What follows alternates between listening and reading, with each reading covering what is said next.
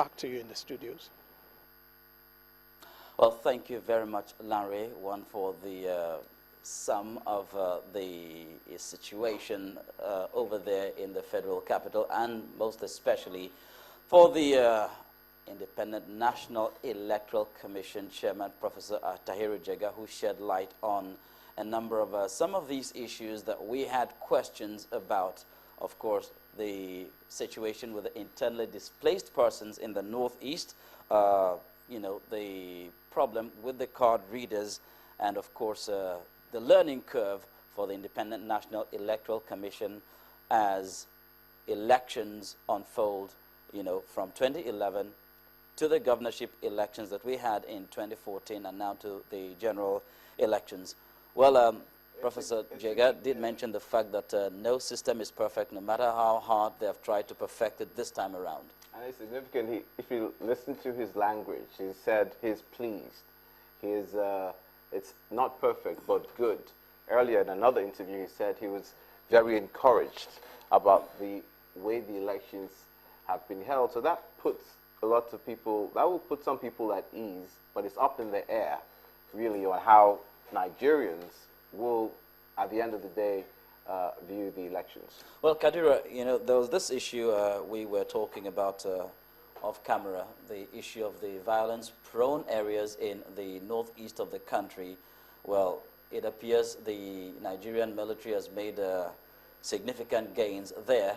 Remember, external observers, international observers said they were going to exclude the northeast from their areas of coverage, but we've not necessarily heard any incidents of violence there. And then Professor Jega did say that arrangements were also made to accommodate the internally displaced persons in their voting. Yeah, we did actually have violence in Gombe and people died. What I think, though, is significant is that it did not deter people from coming out. So despite the fact that I think it was one polling station that got affected, others still lined up, still came out, continued to vote, and refused to be intimidated. The reports that I saw were not absolutely clear about what was responsible for the violence, because I think some sort of explosive device went off.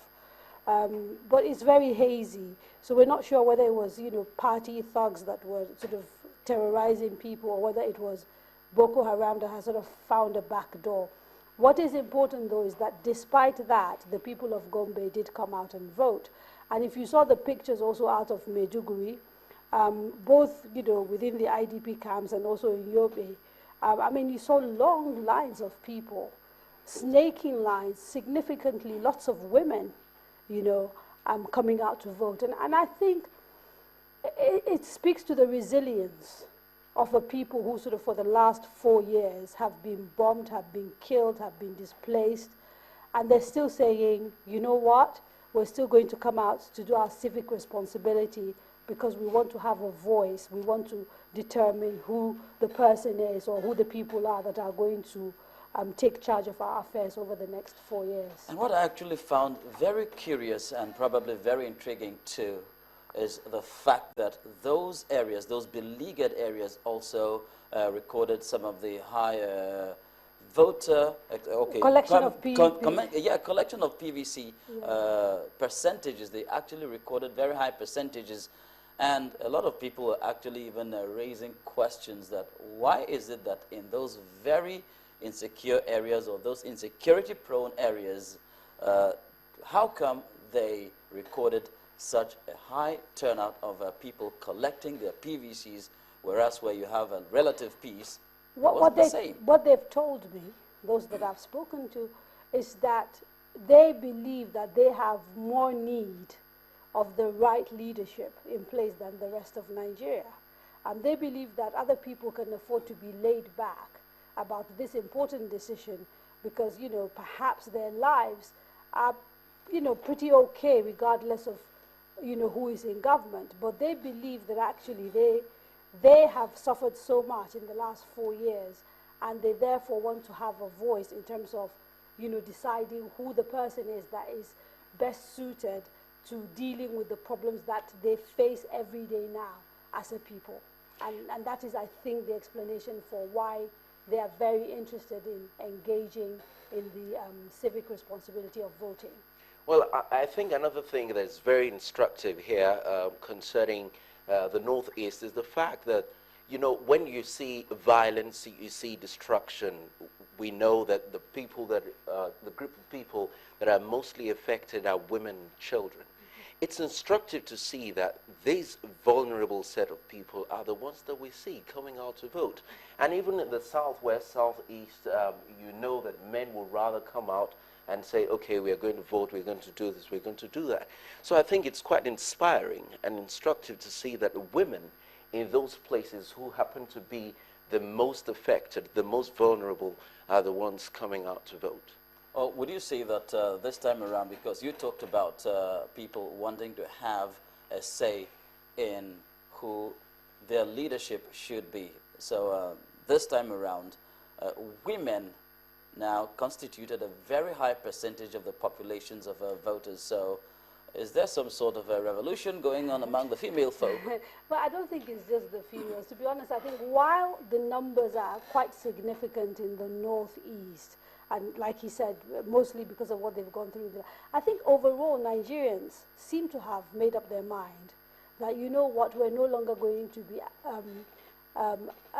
apathetic and not, you know, be part of a process that has such an impact on our lives. So I think overall, I think we've seen an improvement in people's willingness to actually, you know, engage with this process. Traditionally, it used to be the middle classes, for example, didn't really vote. And there was always an exodus of people and their families whenever it was time for elections in Nigeria. We have seen some of that this time around as well, but significantly less. I happen to have voted in an area where, you know, is very upper middle class. And I was in a queue with millionaires who were waiting to vote. But after voting, guess what? Most stayed behind. It was really interesting to watch. They stayed behind until those votes were counted and the results pasted on their polling units, and then they left. So I think there's a mind shift that is taking place among Nigerians, and I think that's a good thing. One thing I've actually heard, you know, concerning these elections, especially today's activities, one word keeps popping up: patience. Patience on the part of Nigerian voters. I remember the U.S. ambassador to Nigeria, James Entwistle, actually in an interview mentioned the fact that, look, one thing he has observed about Nigerian voters is that they're very patient.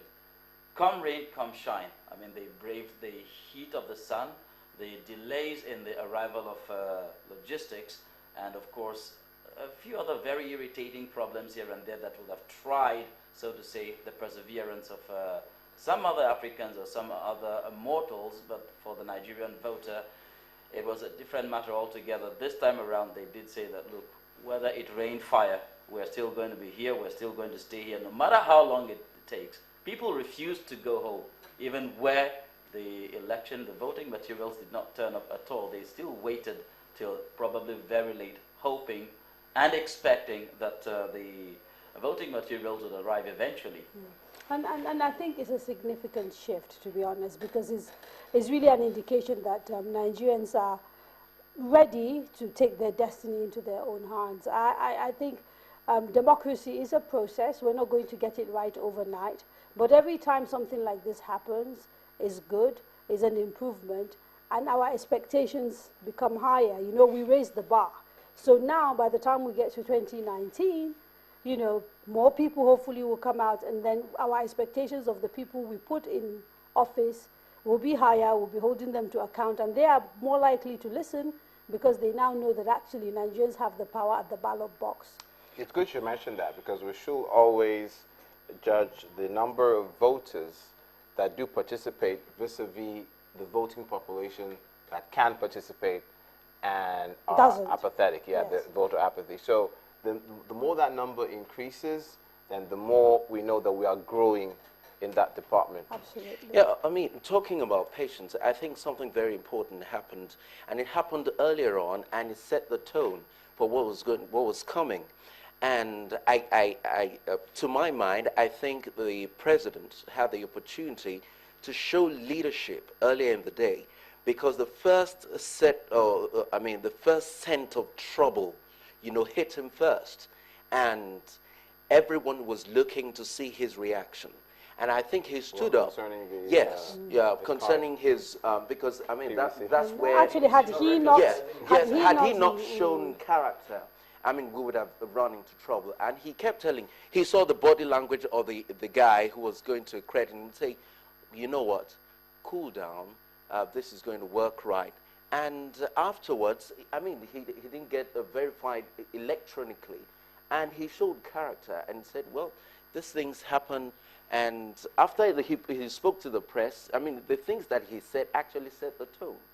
And I think that worked for Compared us. to the 2011 elections, ANEC chairman, in his opinion, says this is a better one thus far. Yeah, well, You know? we're talking about improvements now, but now we'll take a break. And when we return, of course, Nigeria 2015 continues.